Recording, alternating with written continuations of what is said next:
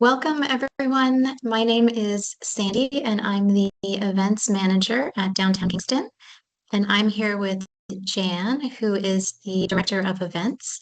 And we are going to chat with you about this year's Santa Parade. I really appreciate you taking the next few minutes to watch the entire video, even if you have done the parade for many, many years. A lot of things have changed this year, especially the staging area and entrance into the staging area and participant drop-off. So please watch the video through the end. So this is what we're going to talk about today. We'll do a brief overview of the parade for those of you who are new. We'll talk about the staging area, staggered arrival times for your floats.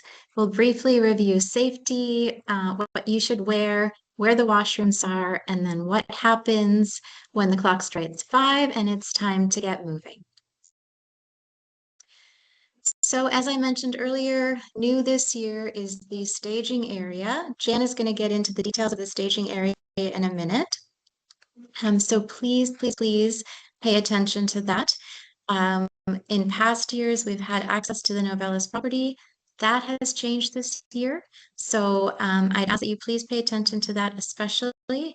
And we'll review participant drop-off. So where the participants need to be dropped off and where they can walk into the staging area.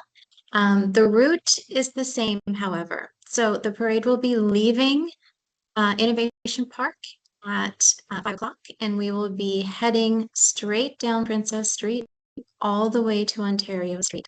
We have a big parade this year. We're at about 102 floats, so it's probably going to be a couple of hours. But yes, leaving Innovation Park and then heading all the way down Princess Street to Ontario, where you will turn right and keep going. So please don't turn right and stop. There will be police there to encourage you to keep moving either to Johnson Street and Empire Life before you let your riders off the floats, or you can turn up Rock Street and go up a few blocks before, again, you pull over and let people get off the float. We have police and parade marshals. We have community volunteer police, and we have volunteers from St. Lawrence College. We're so very happy to have them. This is a massive production. As I mentioned, 102 floats, thousands of people involved in the parade. So please be respectful of everyone who's trying to get the parade moving and keep everyone safe. And the tree lighting ceremony, as always, at the end of the parade, Santa will light the tree in Springer Market Square. So if you have an opportunity to stay for that after the parade, it's always a wonderful experience. Okay, moving on to the staging area for this year's parade.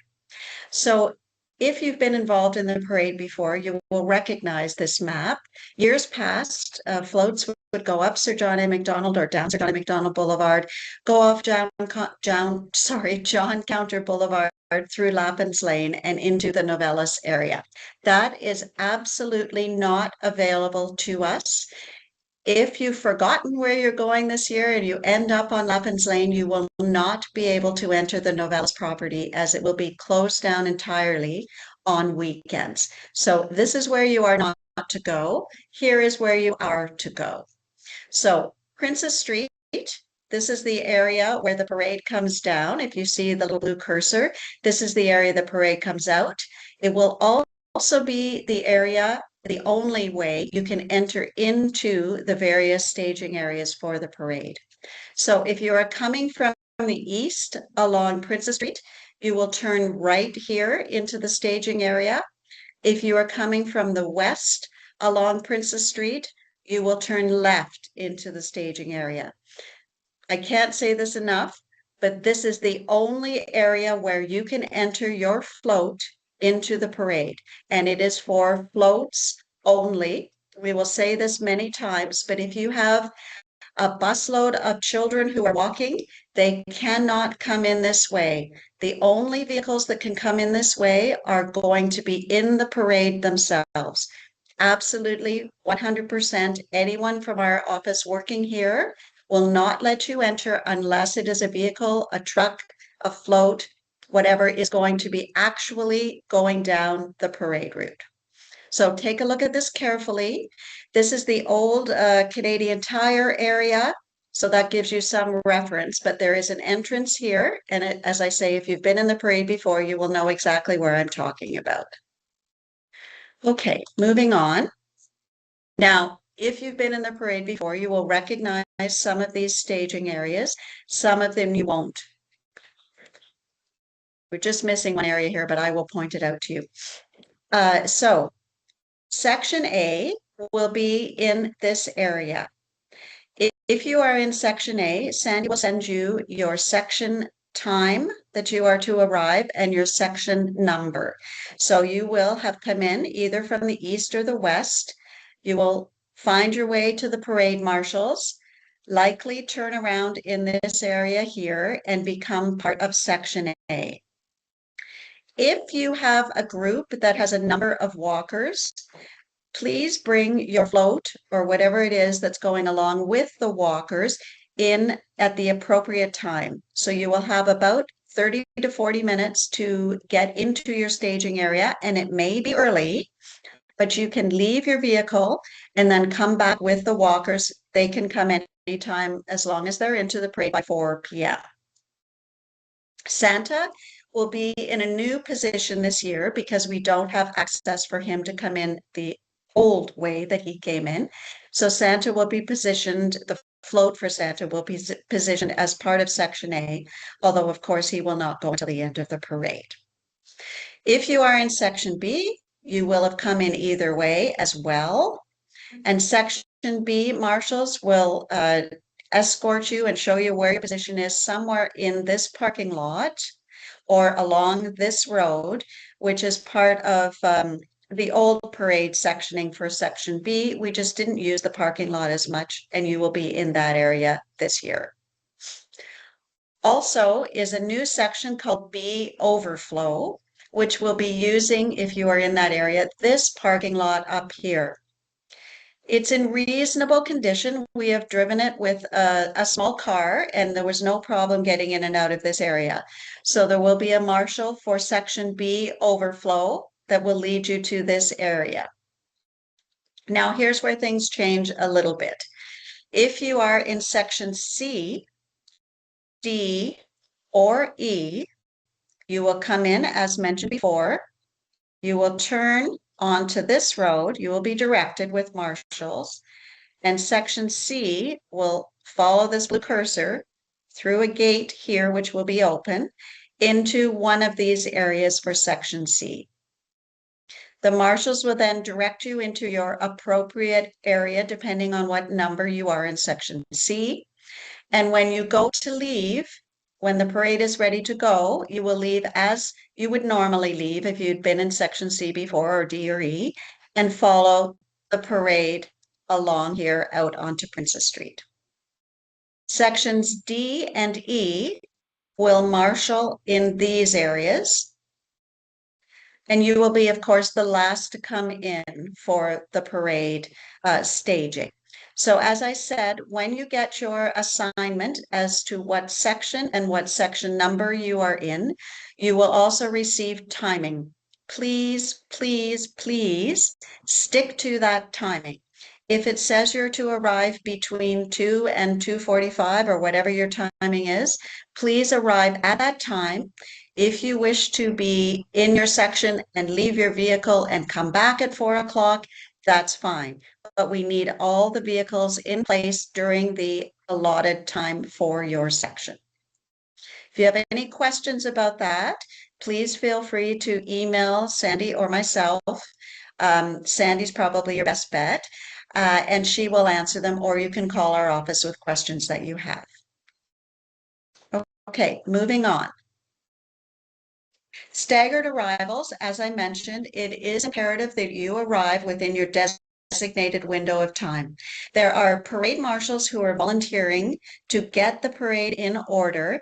They have very specific times that they are to be there to help you get into your appropriate spot. So please, please, please make sure that you arrive in your designated window of time.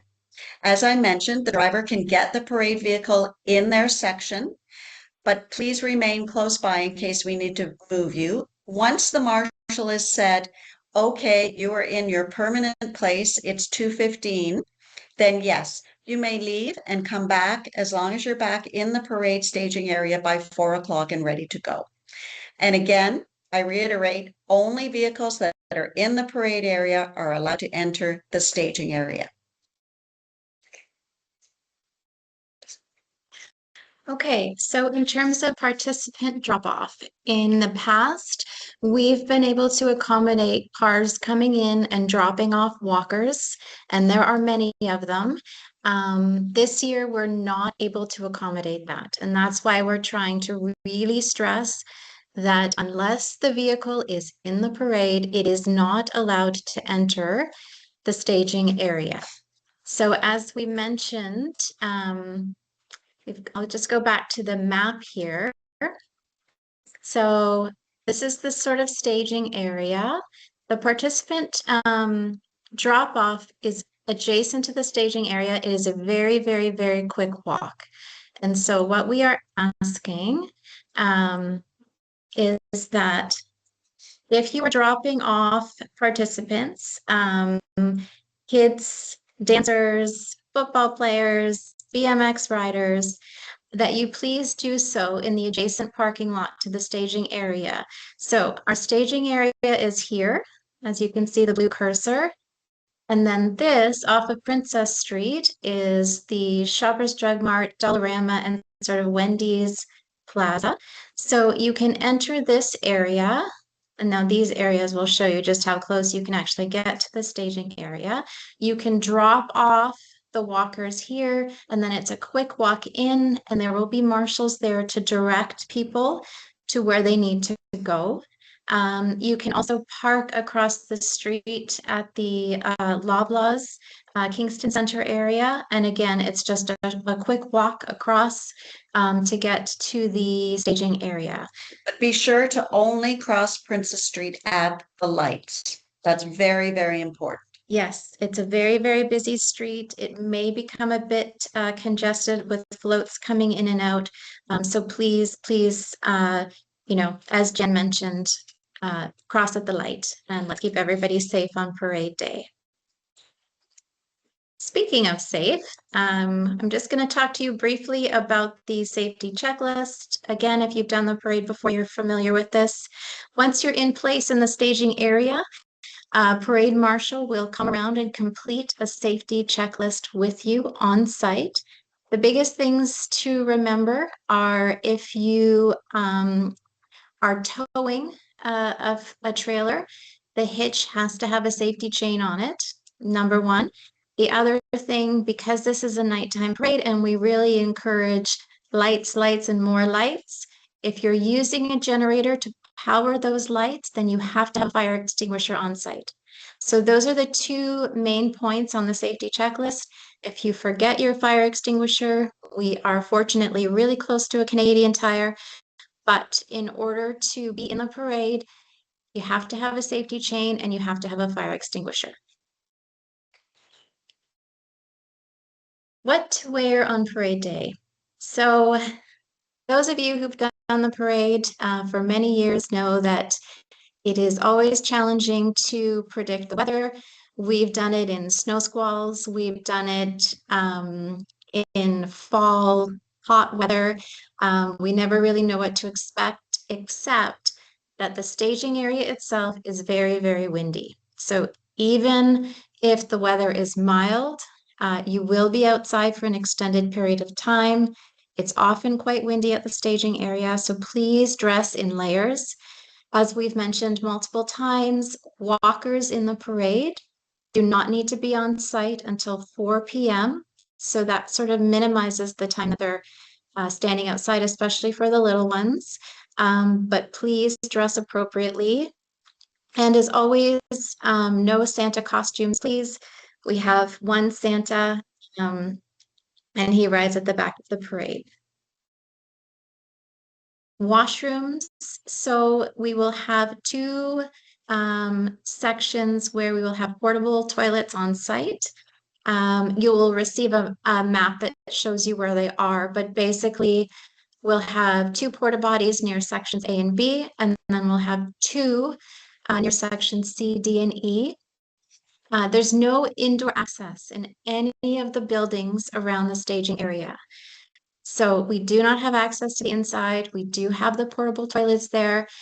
As I mentioned, we're very, very close to the Wendy's, the Shoppers Drug Mart, McDonald's across the street. If you need to go in and warm up and grab a hot chocolate, it's a quick walk, but we don't have access to any of the surrounding buildings of the staging area.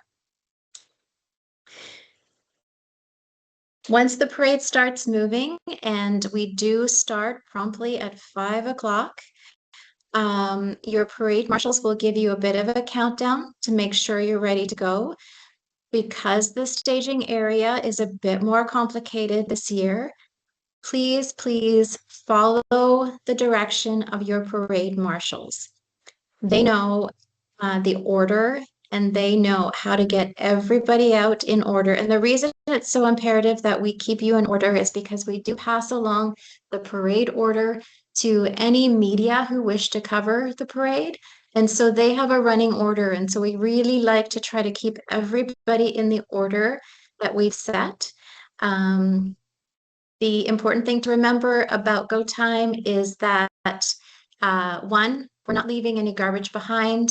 We are borrowing this property from some very generous organizations and companies in the city.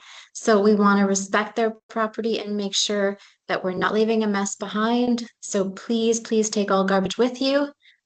And please stay close to the float ahead of you. This is a very, very long parade. We don't want any gaps. We don't want the people who are there witnessing the parade to experience long gaps where nothing is happening. It's really important that once we're moving, you get moving. So as I mentioned, it's a long parade, so let's get everybody to the end as safely as we can. Unless you have paid the handout fee, which many of you have, there are no handouts. And this includes everything from candy canes to flyers to cards. If you've paid the handout fee and we've got a note of it, then absolutely you are permitted to hand things out. But that has to be prearranged. So please, unless you've done so, no handouts. And certainly we've had in the past people throwing candy from the float. Absolutely not. So if you're permitted to hand things out, that's like hand to hand handing things out. Do not launch anything from the float, please. Once you get down to Ontario Street, you're going to turn right unless you've prearranged a left-hand turn with me. And that can be a quick email. Just let me know that you need to turn left because you're heading to the East End or you've parked in Slush Puppy, whatever it is. I just like to give the police that are down at the end of the parade a heads up that we do have some floats that are turning left. I've mentioned before, once you turn onto Ontario Street, don't stop. It becomes so congested and a backlog can happen very, very quickly. So once you make the turn, if you head along Ontario Street, past Johnson to the Empire Life parking lot, you can let your riders off there before you take the float home. If you turn up Brock Street, just go up a couple of blocks, even past Wellington, before you let your riders off. So please don't turn and stop because we create quite a traffic jam if that happens. Lastly, again, this is a massive parade. It's a huge production. We could not do it without BIA staff, volunteers, our volunteer police, our St. Lawrence College volunteers, and of course our city police. There are a lot of people who are involved in making this a wonderful and joyous experience for everybody. They are in charge. Please treat them with respect. They are responsible for getting thousands of people in order and moving. It's a massive job. And, you know, disrespectful behavior, it's not common, it does happen. And just to reiterate that if it does happen, you won't be welcome back to next year's parade. And that's it. Thank you so much for watching the video. We will be sending your section assignments early the week of the parade, so watch for that. And yeah, I'm looking forward to a really great parade day. Thank you, everybody.